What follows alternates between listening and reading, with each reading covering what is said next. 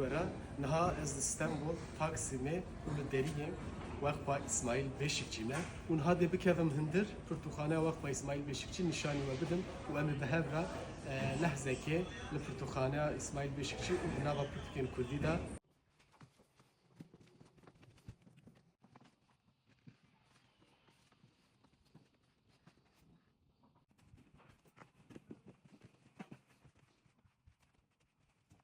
daha emli Pürtükhane İsmail Beşikçine, vakfa İsmail Beşikçi daya. Evderci ve evka veje ya Kurdiye, bes müdeci memuzina Ahmed Khani hege. Livir gelek berhemin ku embejin yem bu Kurdine u ser Kurdanın. Tenine bu Kurdi. Gelek berhem embejin de Pürtükhane İsmail Beşikçi daya. Muhakkak Kurdin kul İstanbul'e ben u Pürtükhane İsmail Beşikçi bibinin وجوان برتقالش خورا سودێکی وەربگرن.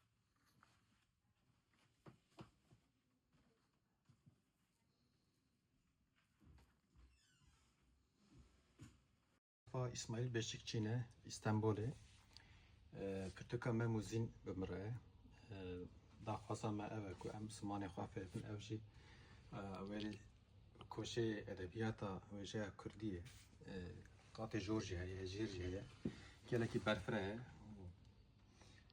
gerekî mirov bigere van deram were bibîne bizanibe bixwîne lê xwe yî derkeve çanda xwe li zimanê xwe li kultura xwe li dîroka xwe ji bo wî jî xwendin pêwîst e